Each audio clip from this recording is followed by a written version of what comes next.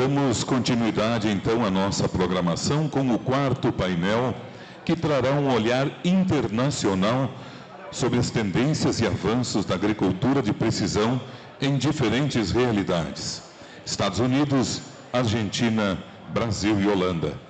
Para conduzir esse importante painel, convidamos o moderador pós-doutor Dalvan José Reinert. Ele que é professor titular da Universidade Federal de Santa Maria, possui graduação e mestrado em agronomia, filósofos Doctor em Crops and Soil Science pela Michigan State University e pós-doutorado na University of Wisconsin, Madison. Passamos a palavra para o nosso moderador, que irá apresentar os convidados deste painel.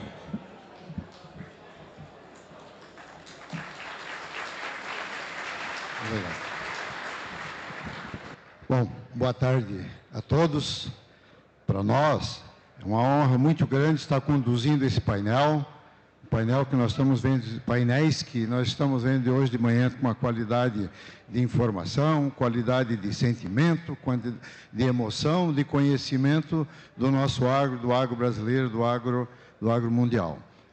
Nosso painel tem uma importância bastante grande, por isso nós inicialmente gostaríamos de agradecer, pela honra de estarmos conduzindo esse painel, a senhora Teodora, o coordenador técnico Telmo e todos que participaram e que apoiaram a edição desse APSOM. Nós também estamos bastante honrados de participar desse painel, que nós estamos vendo que nós vamos ter experiências relatadas nesse painel, de países como Argentina, Brasil, Estados Unidos e Países Baixos, Holanda. Então vai ser um painel bastante rico. Por isso, já gostaria de iniciar chamando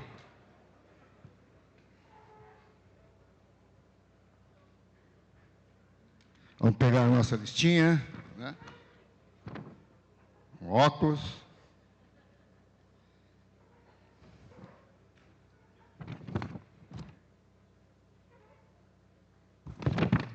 Nosso primeiro palestrante, engenheiro agrônomo, mestrado, Fernando Escaramuça, consultor em agricultura de precisão, já convidá-lo para subir ao palco, já foi apresentado antes, mas o Fernando é consultor de agricultura de precisão e mecanização agrícola na Argentina, mais de 20 anos de experiência na agricultura de precisão, foi pesquisador do INTA, fundador da Associação Latino-Americana de Agricultura de Precisão e atuando sempre em organizações internacionais. Bem-vindo, Fernando.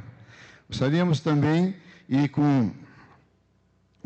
é um grande prazer, convidar nosso amigo, colega, Dr. Bernardo Maestrini, pesquisador da Wageningen University and Research, na Holanda, Países Baixos.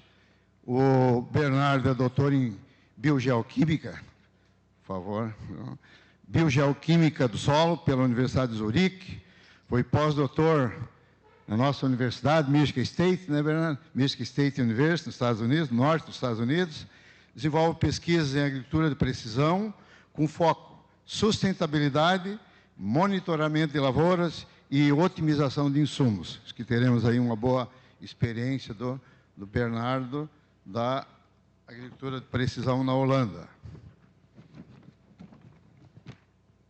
Nosso parceiro gaúcho, gostaríamos de convidar o Dr. Christian Bredmeier. Christian, por favor. Professor da Universidade Federal do Rio Grande do Sul, engenheiro agrônomo. Isso. Mestre em fitotecnia, doutor em nutrição de plantas, atua como docente de pós-graduação, presidente da Comissão Brasileira de Agricultura de Precisão e Digital e também integrante da Associação Brasileira de Agricultura de Precisão e Digital. E gostaríamos também de convidar o Dr. Steve Phillips, please, Dr. Steve Phillips. Ele foi apresentado hoje de manhã, mas Dr.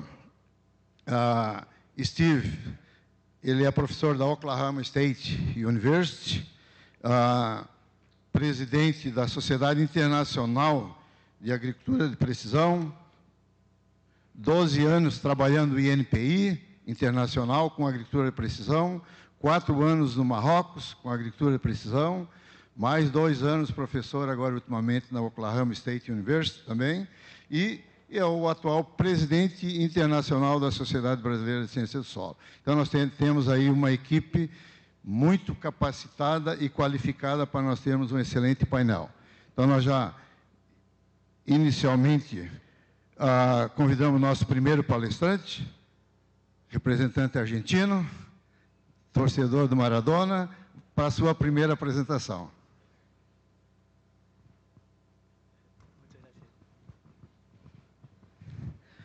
Bueno, nos cambiamos el traje, salimos de moderador, pasamos a palestrante, como dicen.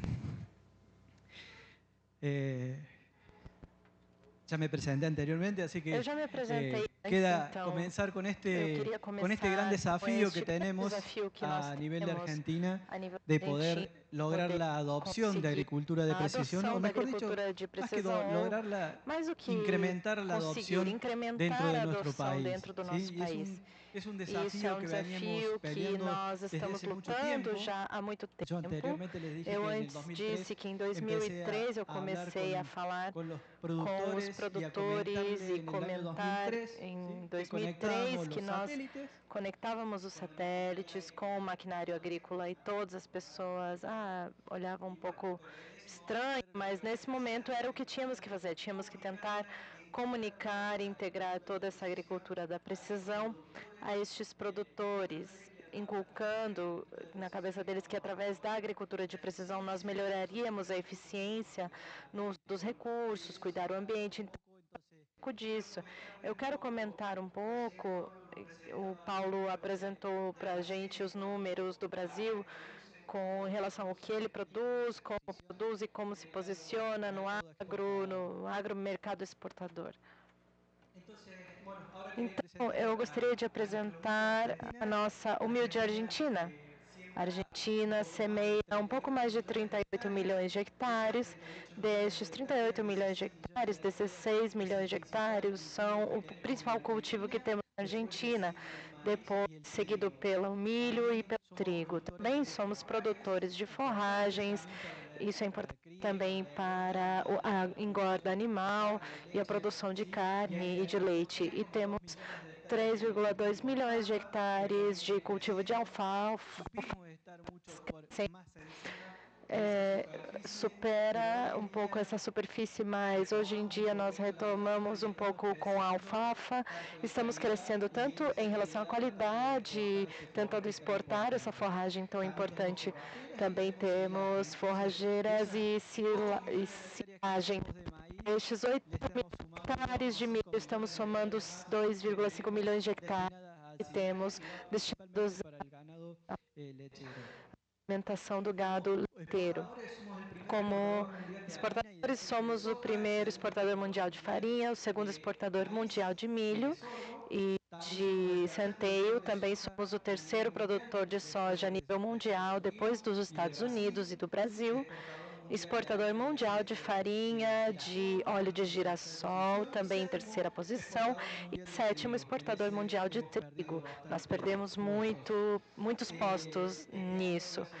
Nesse ano, graças a Deus e graças por ter sido uma boa campanha, este inverno foi muito úmido e nós tivemos uma colheita recorde de trigo. Também somos quartos na produção de carne de leite. Dessa carne de leite, nós exportamos 30% e 1/4 do leite que nós produzimos. Então, é muito importante o que nós temos nesse cone que nós temos, da pessoa, a participação que nós temos nos alimentos. O grande desafio que nós temos. Como nós produzimos? Temos tecnologia, nós estávamos vendo antes que estávamos falando de como estão as tendências, estão crescendo do ponto de vista comercial, quanto quanto de tecnologia está sendo incorporada ano após ano em todo o sistema agroprodutivo argentino. Hoje em dia, esse trabalho que estávamos fazendo com Itamar, Fred, tínhamos mais de 42 mil monitores de semeadura.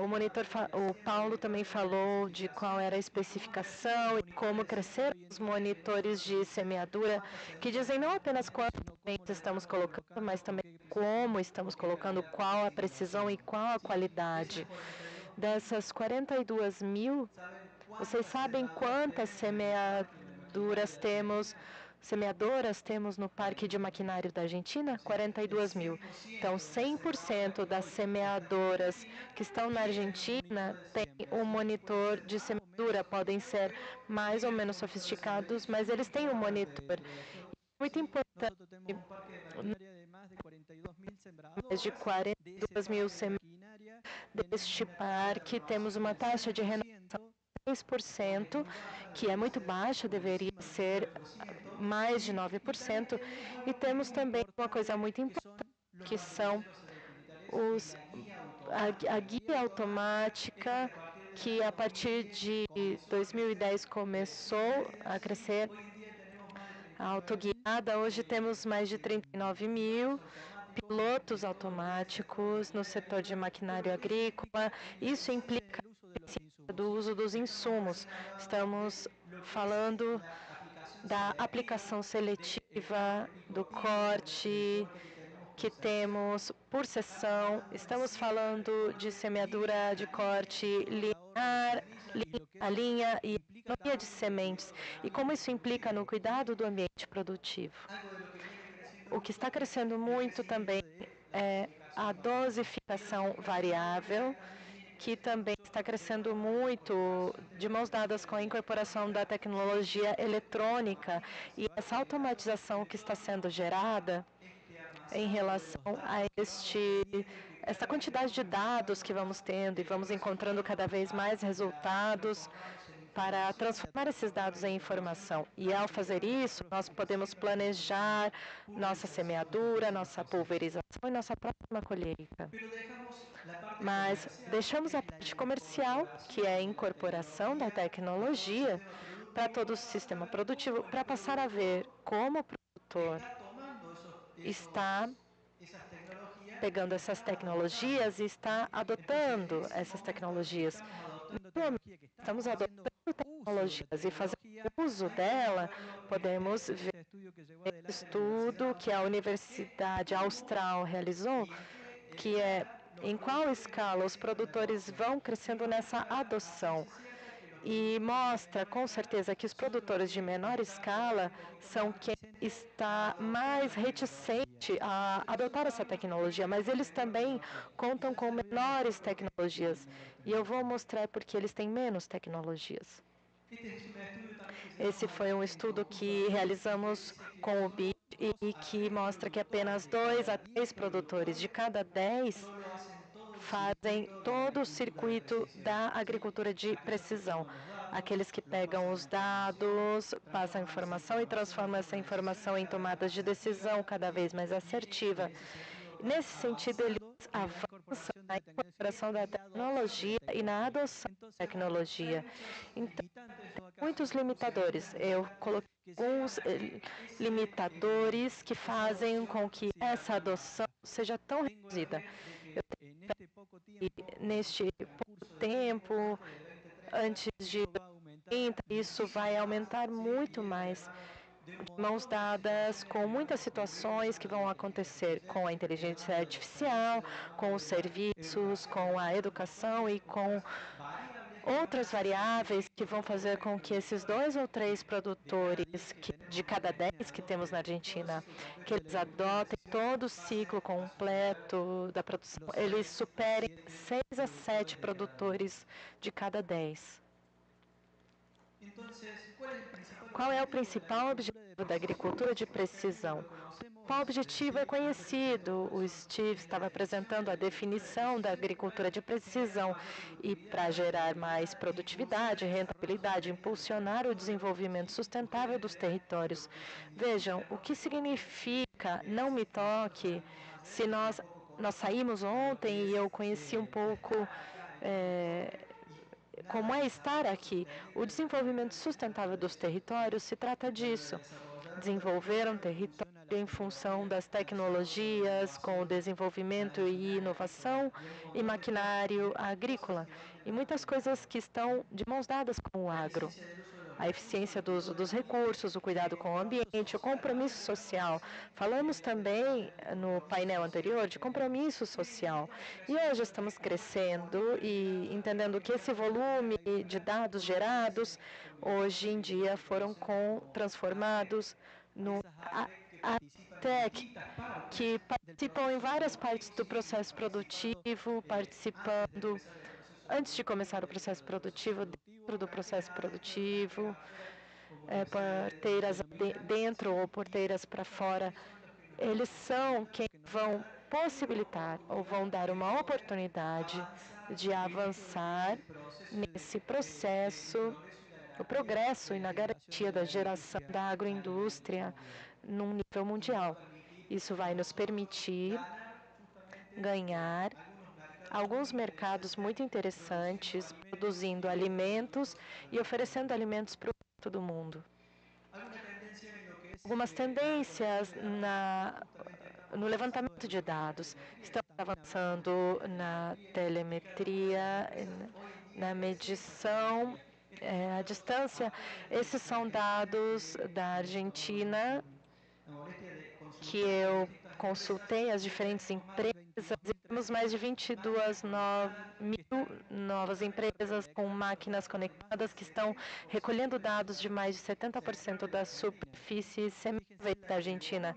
Veja o volume de dado que está sendo gerado, a oportunidade que temos de transformar esses dados na informação. Também tem uma tendência de mudança que está acontecendo nas empresas agropecuárias. Antes, a única coisa que acontecia é que o produtor era o único que liderava o seu campo e o único que levava adiante o seu processo produtivo. E hoje isso mudou. O produtor se abriu e continua liderando o processo produtivo, mas hoje em dia estão também as famílias e os funcionários do maquinário e da pecuária. Temos também os fornecedores de serviço, temos assessores técnicos, que estes engenheiros são quem ajudam a resolver várias situações. Na Argentina, nós temos uma particularidade, que é ter um amigo muito especial, que é o contratista, que é quem participa em grande porcentagem na produção dos nossos campos. Este contratador participa em 60% das superfícies semeáveis na Argentina, com a parte de semeadura, em colheita com 60 e 70%, e nem falar da fertilização. A fertilização, ele participa em 80%, ele está em mãos deste contratista. Vocês sabem que dados gerados estão na mão dos contratistas. Estes dados são uma oportunidade muito importante de informação e tomar decisões futuras. Em relação ao engenheiro agrônomo, tem o papel de ter que virar amigo desta empresa contratista e poder processar.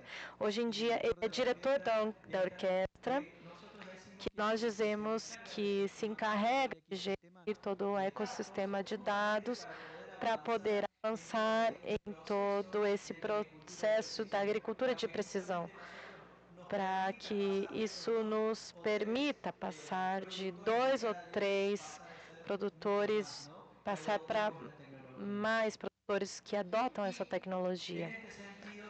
Nesse sentido, nós temos que administrar uma mudança de foco, uma tendência de mudança de foco. Estamos deixando de ser um foco instrumental, uma agricultura de precisão, ou deixar de depender um pouco da tecnologia, para ter um foco com base na compreensão, na transformação desses dados e informação para poder aproveitar esses dados. Dúvidas de como trabalhar com uma agricultura de precisão? Acredito que não tem nenhuma dúvida de como trabalhar com essas tecnologias. Na Argentina, graças às entidades e grupos de produtores, temos muitas pesquisas e informações que nos dão certeza de por que avançar da mão dessa tecnologia de agricultura de precisão. E porque nós precisamos dessa mudança de foco, principalmente porque nós precisamos avançar no crescimento ou no encurtamento dessa brecha, que é o desafio de poder produzir mais numa mesma superfície, ser mais eficientes no manejo dos insumos, mais eficientes com o uso do maquinário, mais eficientes na adoção dessas tecnologias. Permitir ao produtor que estava sonhando em ter o seu campo arrumadinho e planejado, permitir isso, que ele descanse com todo o seu equipamento para poder ter um planejamento excelente e levar adiante um processo produtivo cada vez mais sustentável. Acredito que isso pode se dar hoje, estamos avançando muito firmes nesse sentido. E eu já está acabando meu tempo, vou passar para as considerações finais. Temos que focar nos adotantes, que são vocês, e a tecnologia não faz nada sozinha. Temos que gerar foco nesses que adotam a tecnologia e como eles fazem para manejar essa tecnologia.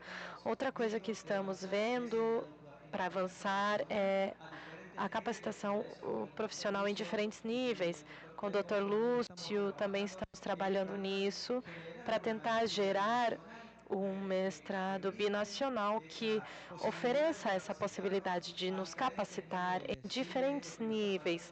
Isso é o que falta na Argentina e é o que também vamos continuar fazendo em conjunto. Conquistar novas gerações, acredito que isso está mais do que claro. Aqui somos todos muito jovens. Eu estou incluído um pouco nisso, somos todos muito jovens e estamos fazendo isso, oferecendo a possibilidade aos nossos filhos que, com todo o manejo da tecnologia que eles têm, que nós os aproveitemos para que eles deem essa contribuição. Geração de empresas de serviço. As empresas de serviço vão nos dar uma mão muito importante para nos acompanhar nessa adoção. E é uma matéria que temos uma pendência e temos que dar um pouco mais de confiança a essas empresas de serviço. E, finalmente, o básico, e aqui eu menciono quem foi o gerador da agricultura de precisão na Argentina, Ademário Bratilho, que permitiu que nós transformássemos esses grãos que geramos com tanta eficiência e com tanto sacrifício através da agricultura de precisão, que nós os transformássemos em que nós geremos mais receita e transformemos isso em maior adoção de tecnologia, maior aquisição de tecnologia. Muito obrigado.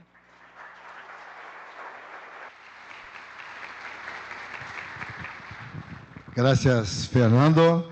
De imediato, convidamos o Dr. Bernardo Maestrini, da Holanda, para a sua palestra. Thank you. Thanks a lot, Dalvan. Thanks also to Theodora and Telmo for the invite. It's a big pleasure to be here talking about tendencies in precision agriculture in the Netherlands.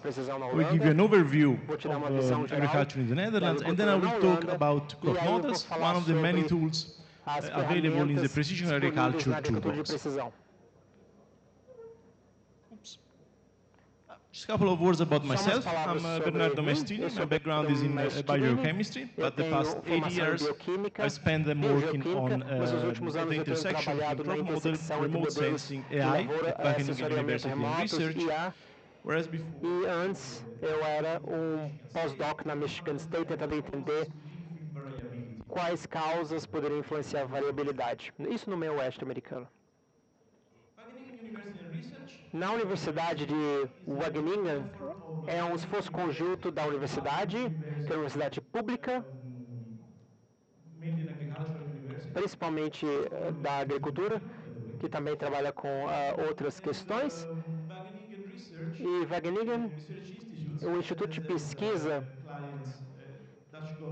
os nossos clientes são o governo dos Países Baixos, governos estrangeiros, empresas privadas, assim como ONGs.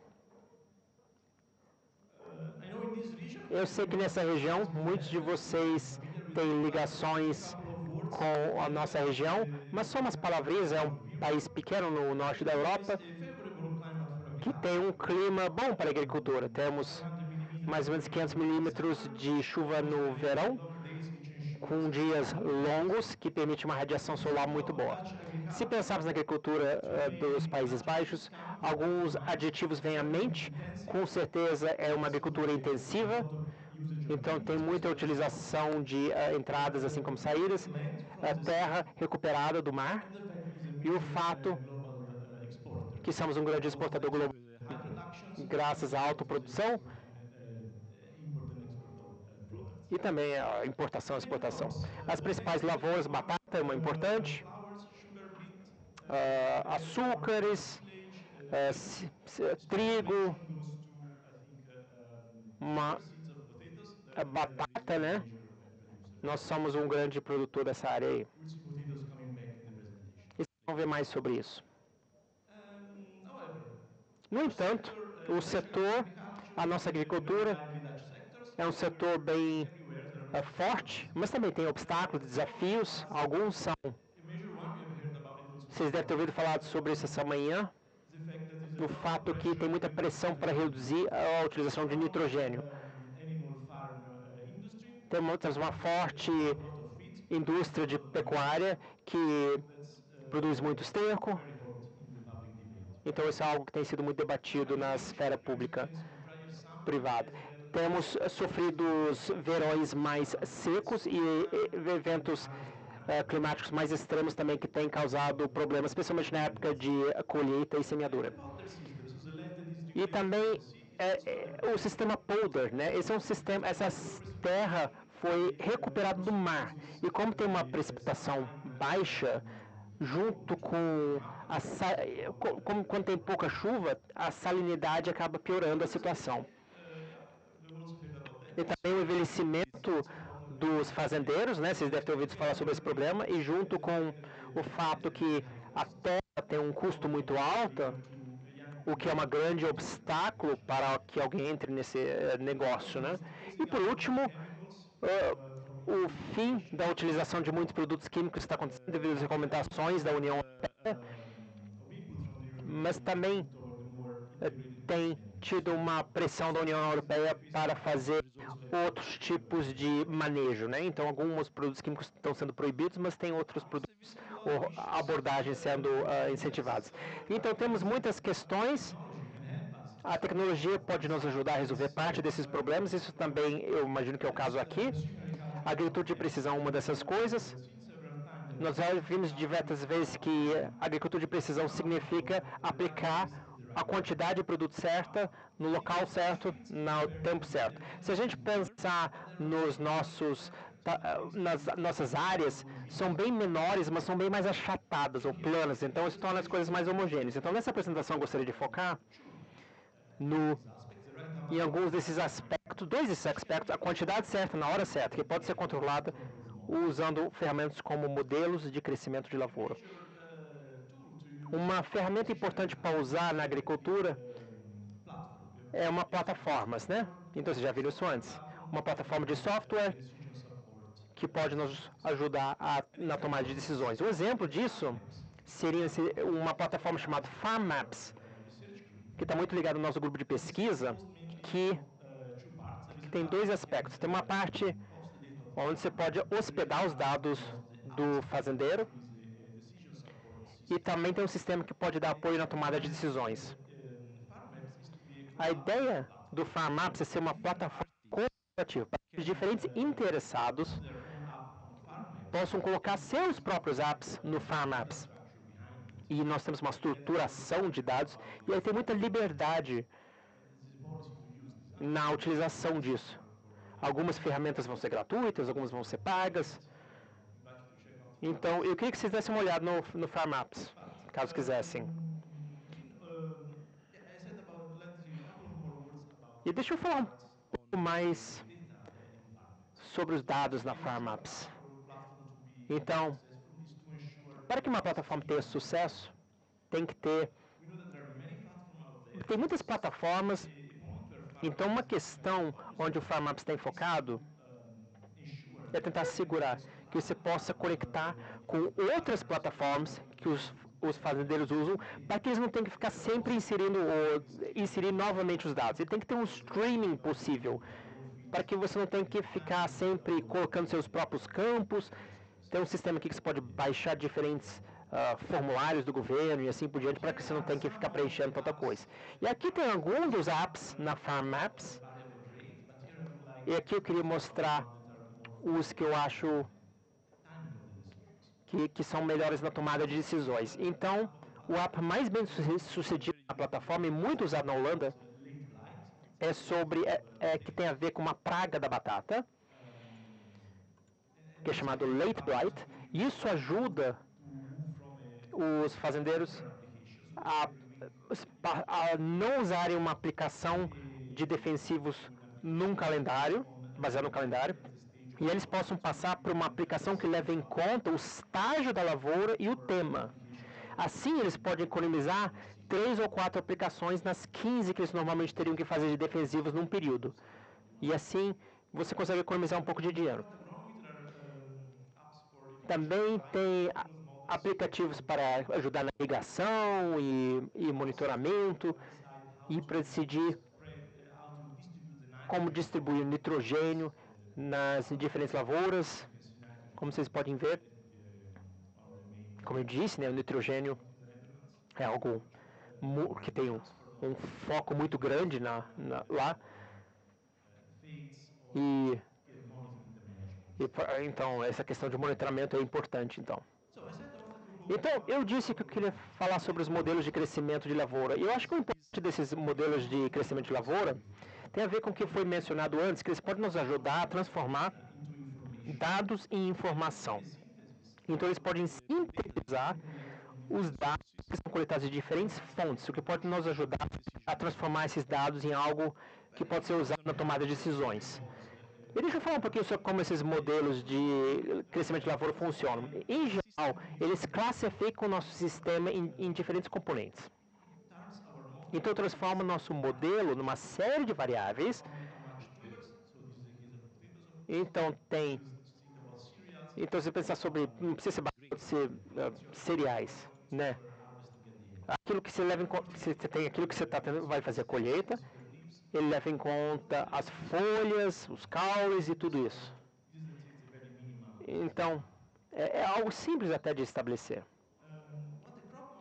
E o que o modelo de lavoura faz? Ele olha a radiação solar que está entrando no sistema, ele olha quantas folhas tem no nosso sistema e ele calcula, baseado nessas folhas, ele pode ver, baseado nessa radiação, quanto material fotossíntese novo pode ser feito através da fotossíntese. E aí ele diz se você tem água ou nitrogênio o suficiente para dar apoio ao novo material formado. Se sim, a lavoura vai crescer em seu potencial máximo, caso contrário, ele vai ter seu crescimento limitado por um desses fatores. Então faz esse processo todos os dias, quantas mais folhas tem, quanta luz intercepta, quanta fotossíntese pode ser feita. Então você pode, e se você integrar este processo durante toda a temporada, no final você pode olhar para o componente da sua parte verde e do seu e com base no solo, no clima e no manejo que você aplicou na lavoura, quanto nitrogênio eu dei, etc. Você vai calcular tudo isso. E, obviamente, isso é útil para gerenciar a sua lavoura com base em diferentes cenários. E na prática, na verdade, no Farm Maps tem essa aparência, o agricultor ele coloca a sua fazenda no sistema.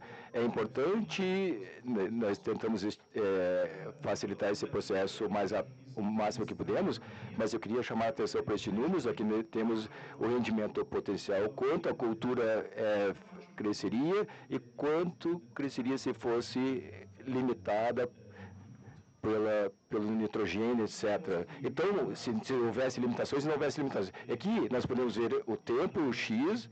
Então, normalmente nós plantamos de abril até outubro para batatas. Temos duas linhas. Nós temos a linha no topo, a produção potencial. Se nada estiver limitando, somente radiação e temperatura, e a água e a produção com limitação de água e nitrogênio. Então, o modelo ele considera o clima como uma entrada. Então uma parte, nós sabemos que nós conhecemos o clima hoje. Na Holanda nós temos 15 dias de previsão do clima, que é confiável, né?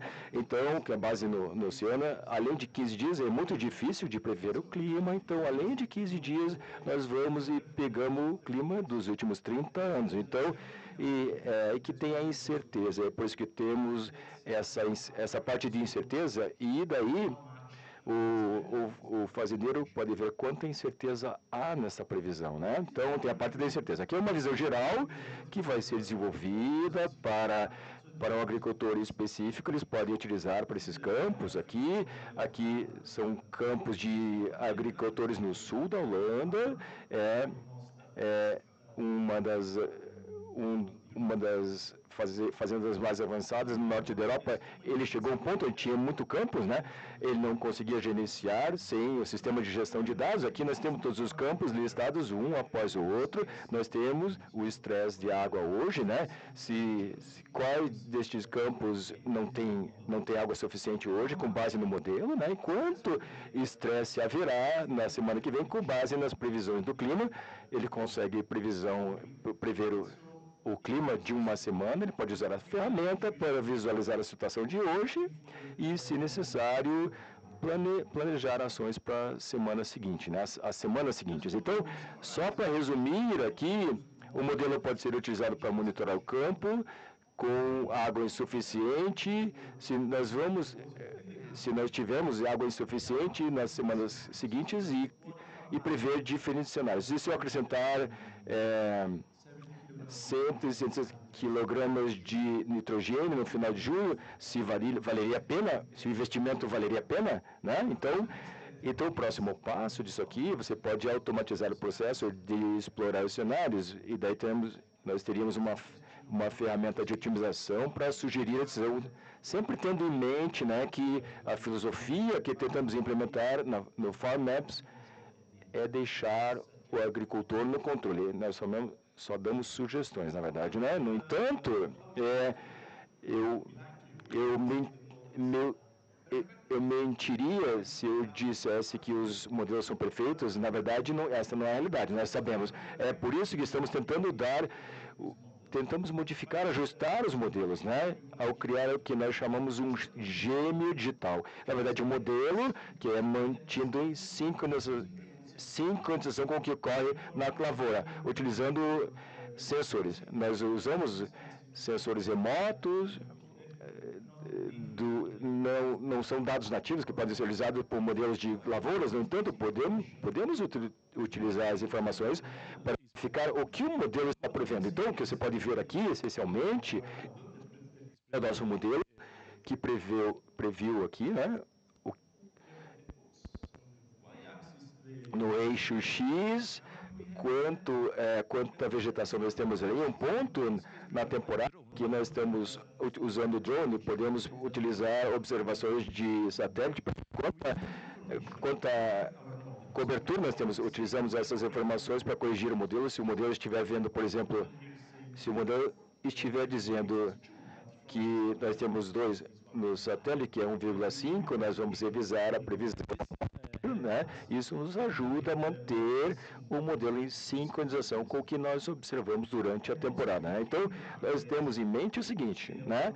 Que as nossas observações de certeza, quando nós observamos o sensor é subestimado e também há uma incerteza nos nossos modelos, porque os dados não são perfeitos, né? Então, isso é importante, essa nova adição ao modelo é importante, mantê-lo em sincronização com os outros modelos é importante, porque nós temos um processo que não são modelos naturais, né? Geralmente não são modelos, mas está afetando a vegetação da batata e você vê a capacidade de fotossintética, você pode ajustar, então, quantas folhas você tem no seu modelo, você pode considerar isso e permite também que nós tenhamos modelos que sejam explícitos especificamente. Para cada ponto no campo, nós temos informações do drone ou do satélite, e isso pode ser modelado, então, de forma separada, podemos ter uma previsão melhor, podemos ter uma taxa variável utilizando os modelos de lavoura também. Então, algumas mensagens finais. É importante, na verdade, desenvolver ferramentas que podem fazer uma síntese de vários sensores. Por exemplo, nós temos sensores que nos informam sobre a necessidade de a partir de drones, os satélites. Nós temos sensores separados que nos informam sobre o status de umidade do solo e a necessidade de irrigação. Essas duas informações e alguma das apresentações hoje de manhã, tudo isso tem que ser combinado e eu acho que o modelo pode ser uma boa ferramenta para fazer a síntese de tudo isso. Há necessidade de validar os modelos também e de forma geral. Então, nós precisamos fortalecer a interação entre as empresas, os agricultores e a academia e facilitar a coleta de dados. Então, se os agricultores não colocarem os dados na plataforma, não podemos treinar os algoritmos, a inteligência artificial, mas também não podemos implementá-los na realidade, né? E com isso, eu gostaria agora um pouquinho de propaganda sobre mais apresentações sobre a colaboração entre holandeses e brasileiros, né? É possível ver aqui, né? E muito obrigado pela sua atenção. Thanks, Bernardo. Obrigado, Bernardo. Gostaria de convidar, então, Christian Bredmeier, professor da Universidade Federal do Rio Grande do Sul, para a sua palestra.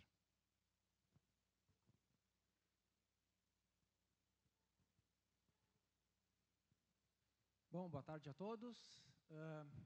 Primeiramente, eu gostaria de agradecer à comissão organizadora pelo convite, professor Telmo, Teodora, professor Lúcio. Eu me sinto muito honrado em ter sido lembrado para esse painel aqui, falar de tendências, né? Me sinto bastante desafiado também a trazer esse assunto, trazer algumas ideias. O tempo é relativamente curto, né? Mas eu vou tentar trazer alguma visão, algumas ideias do que foi, do que é e do que eu vejo como tendências da agricultura de precisão no Brasil. Bom, primeiramente vamos entender como se estabeleceu a agricultura de precisão no Brasil, através da amostragem de solo georreferenciada. Essa aqui é uma imagem bastante conhecida, né?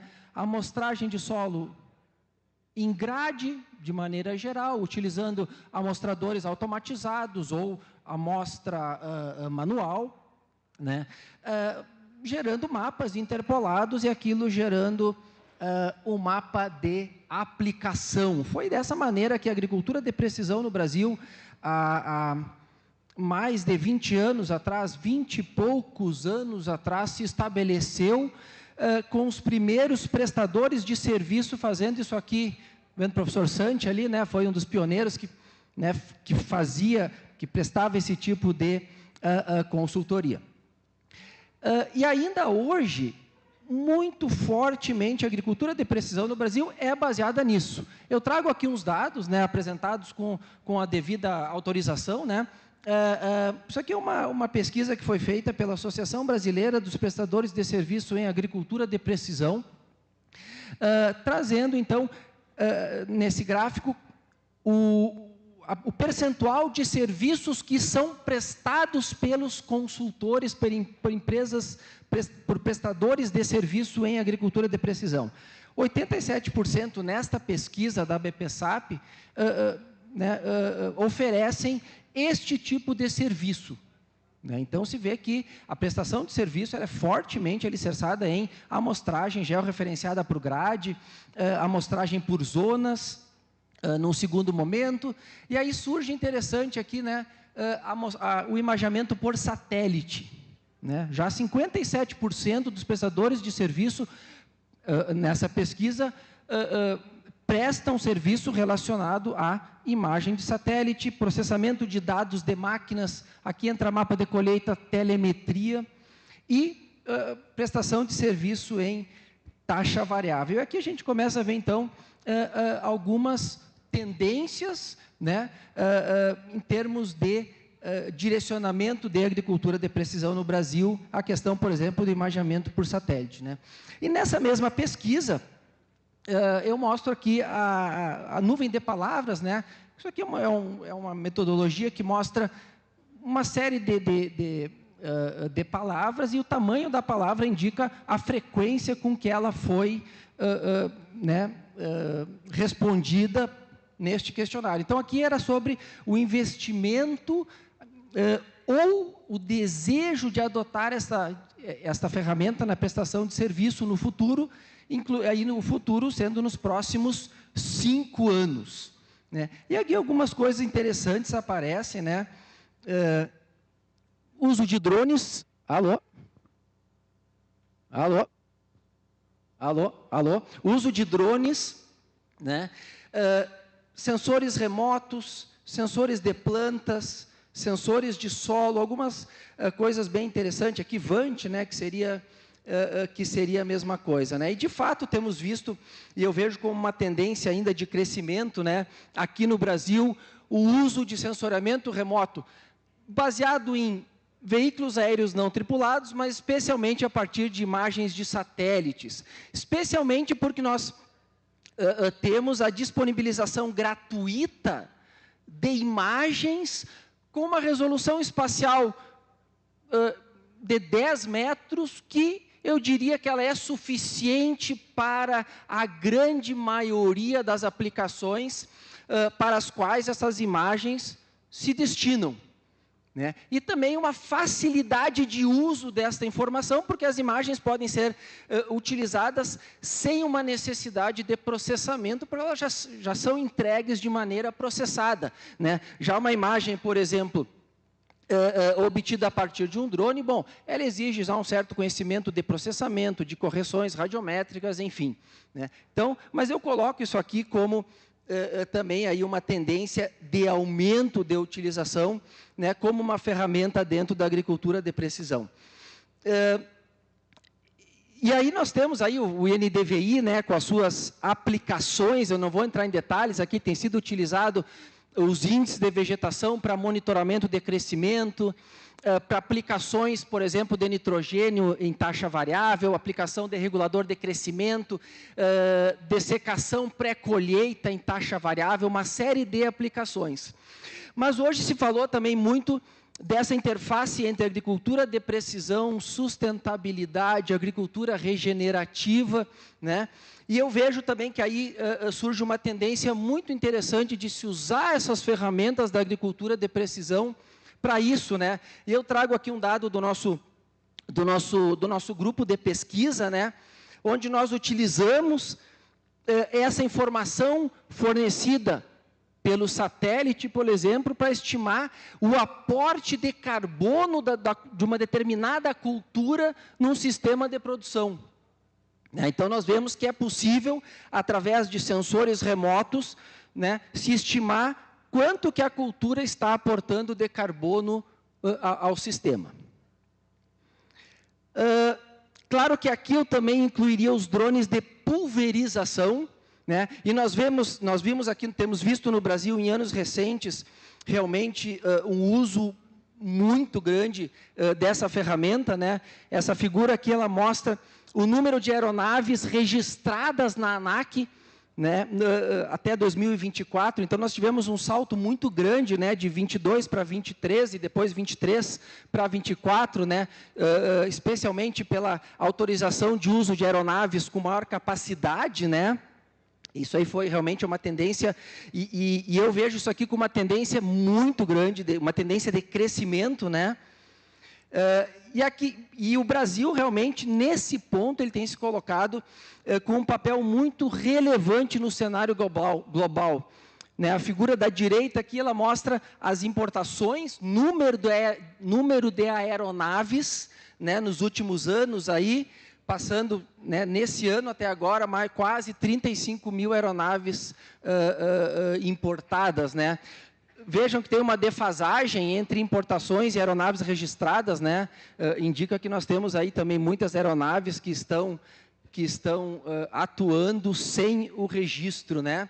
Mas realmente é uma tendência muito, muito interessante, ainda de aumento dessa ferramenta aí nos próximos anos. E eu trago aqui, né, eu fiz uma lista aqui, alguns itens, né, que eu vejo como tendências quando falamos em termos de inovação e tecnologia no agro, né. Claro que o tempo aqui não permite passar por todos esses quesitos, por todos esses itens aqui, né, mas eu vou falar alguma coisa de sensores, né. Deixa eu passar aqui. Já se falou bastante hoje também os sensores para aplicação localizada de herbicidas, a pulverização seletiva, né? E esse eu vejo que é um mercado que está crescendo no Brasil, claro, ainda tem muito a se expandir, né? Mas nós vemos aí muitas empresas desenvolvendo soluções para a pulverização seletiva, né? Há 2 semanas atrás, no SINTAG, que é o Simpósio Internacional de Tecnologia de Aplicação, eu dei uma palestra sobre pulverização seletiva, e no stand nas empresas havia, se não me engano, 4 ou 5 diferentes sensores expostos ali na área de exposição, né? Isso mostra realmente uma tendência de crescimento desse mercado de sensores para aplicação localizada, para pulverização seletiva de plantas daninhas. Claro, aqui a gente vê sensores com diferentes princípios de funcionamento, eu não vou entrar em detalhes, né? Mas que aplicam ou não aplicam produto, aplica só onde tem a planta, né? Nós temos um passo seguinte, nós temos trabalhado isso também na universidade, né, com inteligência artificial, machine learning, e aqui eu trago um resultado aí dos nossos trabalhos, desenvolvendo algoritmos para identificação da espécie que está presente, né, sensores para identificar a espécie de planta daninha que está presente, né, utilizando redes neurais, né, convolucionais, processamento de imagens, né? E é muito interessante, falando em tendência, né? Já se falou bastante hoje de inteligência artificial, né? E eu estava pensando, eu já tive oportunidade de palestrar no APSul, já participei, acho que de quase todos os eventos, né? E pensando há 10 anos atrás, se a gente estaria aqui falando no APSul de inteligência artificial, machine learning, visão, computer vision, que foi falado. Talvez há 10 anos atrás isso parecesse muito longe da nossa realidade. Isso era para a engenharia, era para a ciência da computação, enfim. E hoje são procedimentos, são ferramentas que estão sendo utilizados na agricultura. Acho que isso foi uma tendência muito interessante, né? O objetivo aqui também é termos sistemas de detecção automatizada de plantas daninhas, né? Quem sabe um sistema de pulverização seletiva embarcada num drone, né? Enfim, ou um sistema de controle de seção num drone, né? Não sei se isso vai ser possível, mas aqui eu trago um exemplo, né, de detecção de plantas daninhas utilizando inteligência artificial, reconhecimento de plantas daninhas, visando no futuro uma pulverização seletiva, utilizando a pulverização aérea, a pulverização com drones, né? Voltando para aquela lista de tendências, né?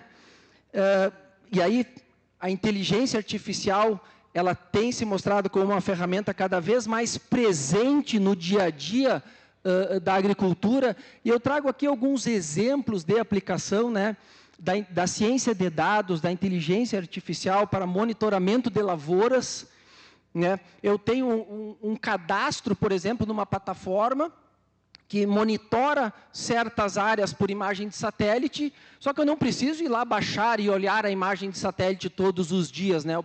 Eu recebo um e-mail quando a inteligência artificial detecta que houve uma anomalia de crescimento naquele campo, né? Então, é a ferramenta fazendo o trabalho que eu visualmente não tenho condições de fazer.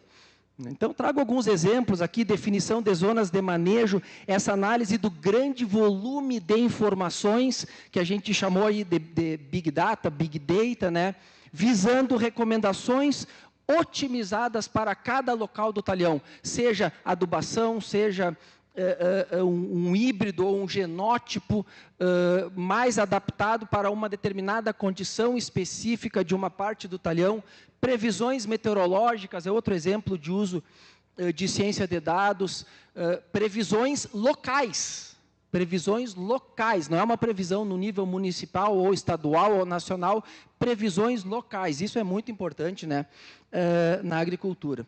Então, combinar esse grande volume de informações que nós temos acesso, e nós temos hoje, né, essa foi uma tendência da agricultura de precisão, esse acesso a um grande volume de dados, que depois se passou a chamar agricultura digital. Eu não sou, né, os meus alunos sabem que eu não sou muito apegado a esses termos, porque para mim eles se referem todos à mesma coisa, utilizar dados, utilizar informação para tomarmos uma decisão que seja a mais assertiva e correta possível, né? Agora, se vamos chamar de agricultura 4.0, 5.0, digital, enfim, agricultura de dados, né, eu não sou tão apegado a esses termos.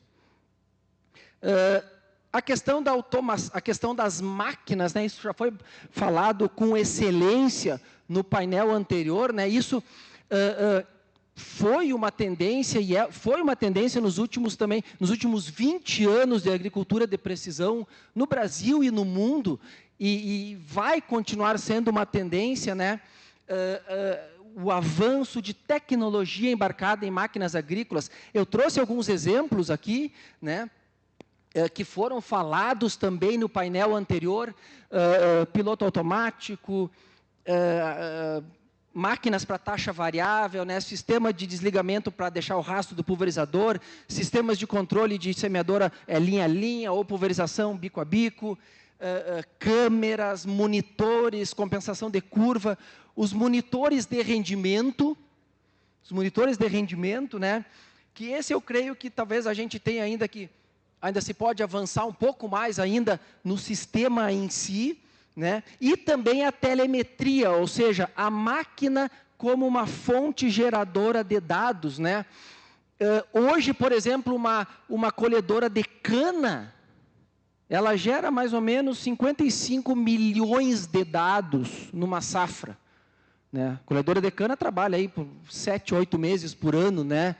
Como que nós vamos manipular esse grande volume de informações? Botar no Excel e olhar uma planilha não tem como. Então, também aí nós precisamos da ciência de dados para gerar insights, seja, por exemplo, uma manutenção preventiva, uma atuação preditiva a partir daquelas informações, né?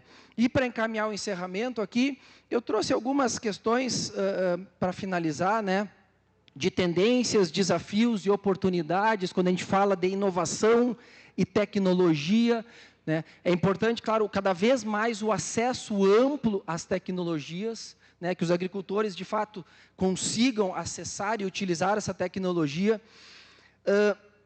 As mudanças climáticas, né, o título da pessoa que eu estou vendo lá fala, né, inovação diante dos desafios climáticos. É um desafio, porque isso gera instabilidade de safra, gera incerteza. Por outro lado, eu vejo que a inovação e a tecnologia também abrem aqui uma possibilidade, vamos dizer, de se mitigar os impactos dessas mudanças climáticas, né? acho que ainda vamos avançar muito aí em, por exemplo, controle localizado de pragas e doenças, né? Ainda temos que avançar muito. A percepção do consumidor também é uma oportunidade, né? A gente fala hoje, por exemplo, em rastreabilidade, blockchain. Agora, a agricultura digital, na verdade, ela faz isso no momento em que todas as atividades são rastreadas. Então, isso, a percepção do consumidor eu vejo como sendo uma oportunidade muito interessante quando a gente fala de inovação e tecnologia. A demanda por alimentos vai continuar crescendo, né, e eu tenho certeza que o Brasil vai continuar tendo um papel fundamental nisso, e a inovação e a tecnologia também. E eu coloco aqui algumas palavras para finalizar, que também são oportunidades para a inovação, para a tecnologia, para a agricultura de precisão, né, quando falamos em sustentabilidade, uso eficiente de recursos, questões de carbono. Eu mostrei antes a possibilidade de estimar o aporte de carbono por imagem de satélite, por exemplo. Enfim, outros termos cada vez mais importantes nos dias atuais. Muito obrigado pela atenção de todos. Agradeço mais uma vez à comissão organizadora pelo convite.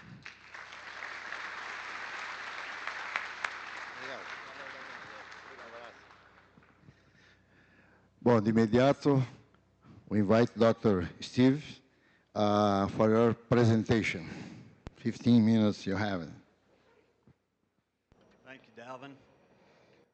Well, it's a pleasure Muito obrigado, é um talk to prazer you again today. falar de novo hoje. We covered quite a bit Nós about falamos trends sobre, in the US sobre this muitas morning. tendências dos Estados Unidos essa manhã. I was trying to Então, eu estava avoid tentando redundancy evitar as much as ser possible. repetitivo na maior So medida I talked possível. mainly about Então, eu vou the falar service principalmente providers sobre os this fornecedores de serviço. Eu falei This sobre os afternoon, fornecedores de I'll serviço essa talk manhã, a essa little tarde, more about individual farmers. And what I've found individuais. E o very que eu interesting, descobri, que é bem sitting here listening to interessante, this panel, sentado aqui is that our observando esse intention painel, was to é que bring nossa you intenção a global perspective on trazer some of the similarities global and sobre algumas das differences in semelhanças e adoption diferenças in different countries e around the a world. adoção em And diferentes what's países do mundo. E o que é interesting is that interessante we're all gonna é que talk about todos nós basically vamos the falar same sobre thing. basicamente as mesmas coisas. Até o término. Sensoriamento remoto com drones, automação, robótica, IA, gestão de dados. Todas essas coisas, eu acho que nós concordamos que, embora nossos países adotaram essas coisas em diferentes momentos da história, com mais rapidez ou menos rapidez, dependendo do tamanho da produção, onde estamos agora, parece que temos muito mais em comum agora, no tocante a como enxergamos a agricultura 5.0. E para onde estamos indo, eu acho que nós estamos num patamar muito mais parecido quanto às oportunidades e desafios que existem à frente em termos da agricultura de precisão. Então, com isso, vocês devem lembrar que essa manhã eu estava falando sobre os distribuidores, né, os fornecedores de serviços e sua adoção de tecnologia. Nós falamos sobre algumas das tecnologias mais adotadas, que são nessa autoguiamento. Vimos isso na Argentina, no Brasil. Mas se olharmos isso quanto aos produtores americanos que estão usando essa tecnologia, o autoguiamento, esses dados voltam até mais ou menos 2000, são mais ou menos 25 anos de dados. Vem do Departamento de Agricultura dos Estados Unidos, Ag Census, e você pode ver que temos 90% dos fornecedores de serviços estão usando o autoguiamento, e atingimos apenas mais ou menos 65% a 75% dos produtores que estão usando essa tecnologia. Isso me surpreendeu um pouco quando eu olhei esses dados, porque eu não consigo pensar de muitos produtores com quem eu trabalhei que não usam os sistemas de autoguiamento. Eles gostam muito na semeadura, porque nós temos muitos campos em diferentes partes dos Estados Unidos que não são quadrados ou uniformes, tem florestas e corpos d'água. Então tem muita desperdício e o custo da semente subiram pela estratosfera, né, como vocês sabem. Então, um produtor poder economizar em sementes realmente os pressionou para esse guiamento, né? E outra coisa interessante que os produtores me disseram é que às vezes, de vez em quando, eles gostam de, né, sentar e relaxar, e largar o volante, e não ter que estar prestando atenção, para que eles possam talvez colocar um motorista menos capacitado para fazer essa tarefa e sem ter que se preocupar. Então, essas tecnologias trazem um certo conforto, uma segurança ao produtor. E isso é uma coisa que as pessoas às vezes se esquecem, né? Essa questão dele poder ficar tranquilo e o conforto que isso dá para eles. Então, está em 70% há mais ou menos 5 anos.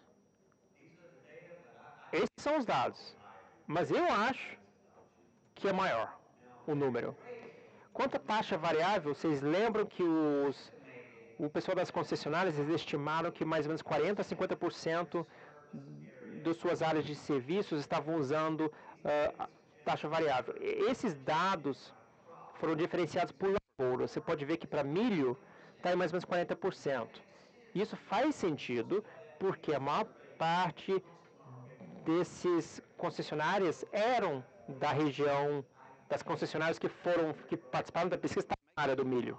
E eles têm boa ideia do que os seus produtores estavam plantando. Então, eu acredito nos dados. Mas quando você olha alguma das outras lavouras, como soja, que está em mais ou menos 25%, esse é o número que a gente tem dito que é, por uns 15 anos.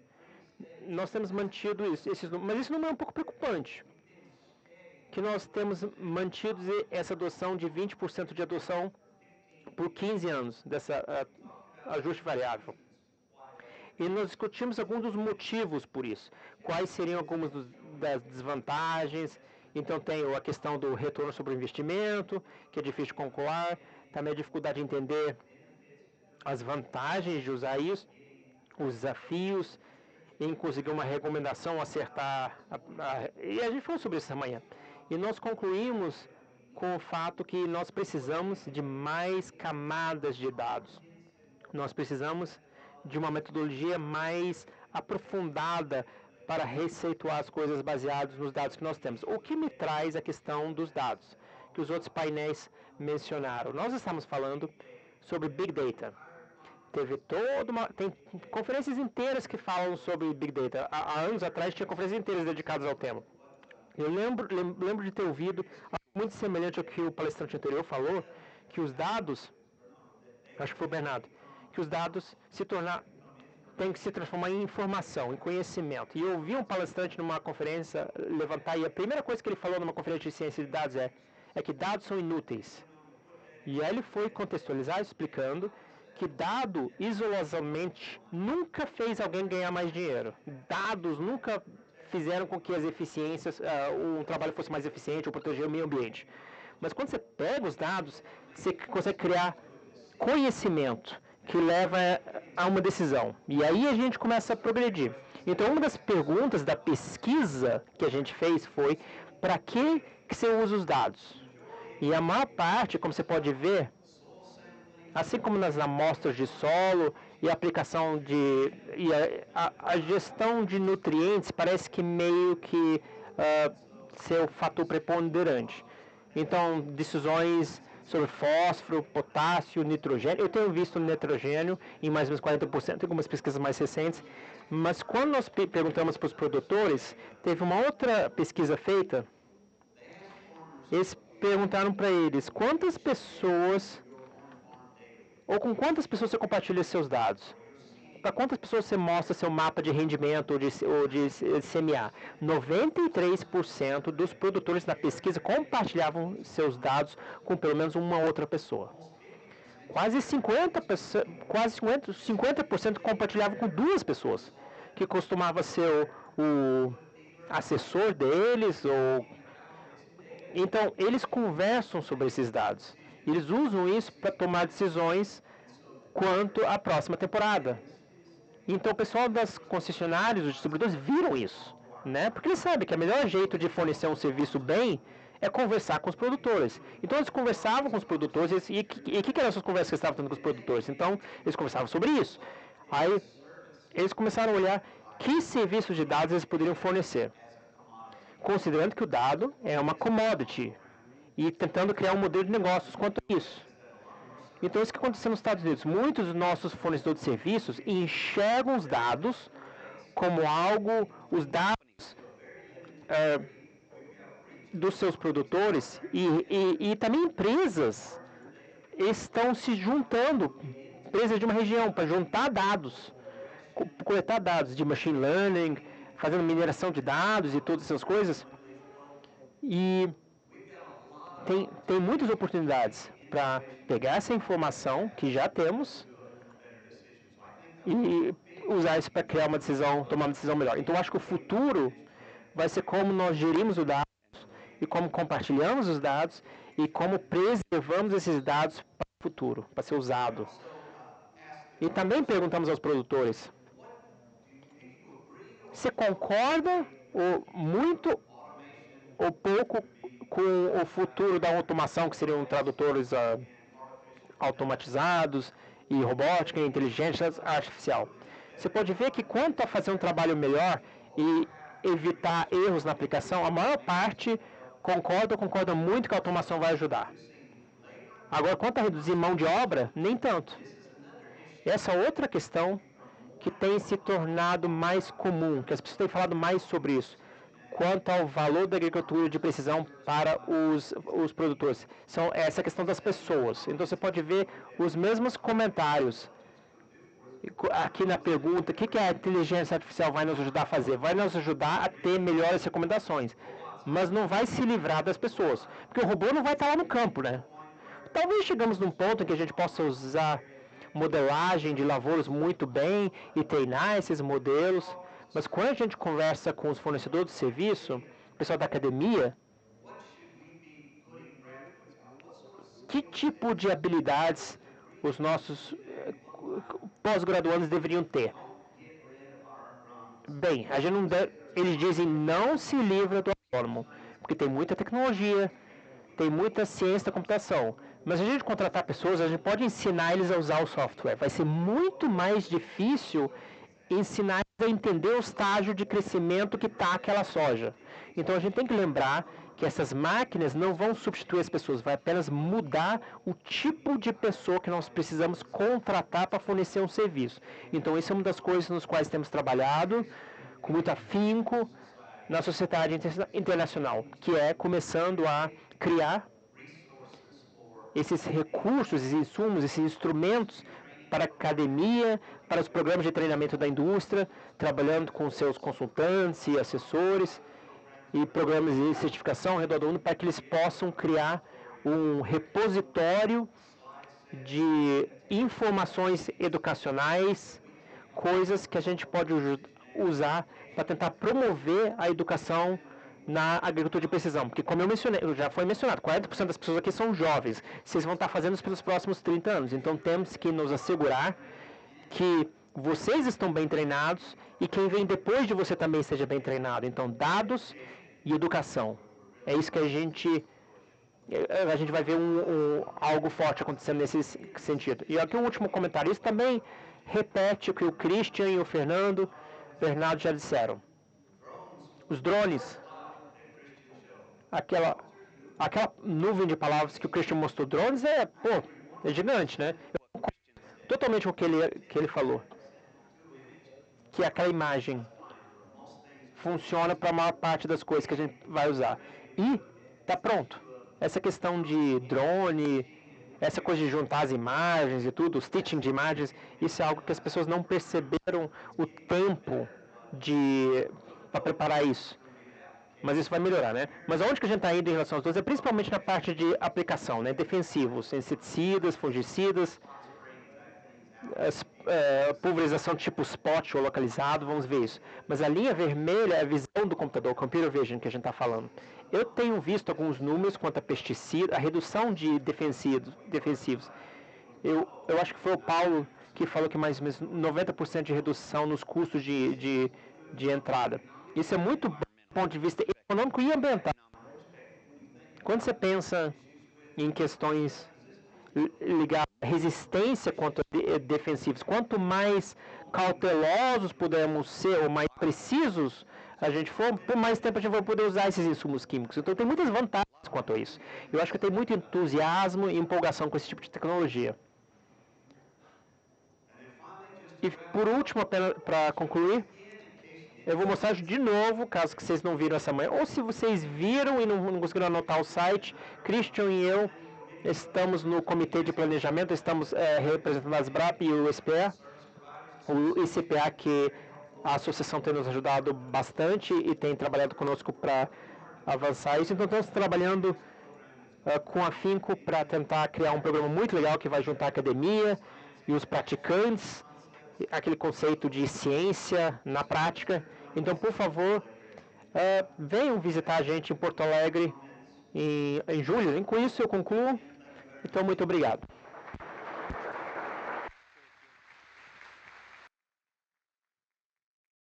Bom, muito obrigado. Thank you very much for all the speech presentations. E nós gostaríamos de, ao terminar esse painel, só manifestar a satisfação da informação importante que nós tivemos hoje em cada país dentro dessa área que certamente vai nos facilitar obter esses objetivos de sustentabilidade, reduzir emissões de carbono e uma série.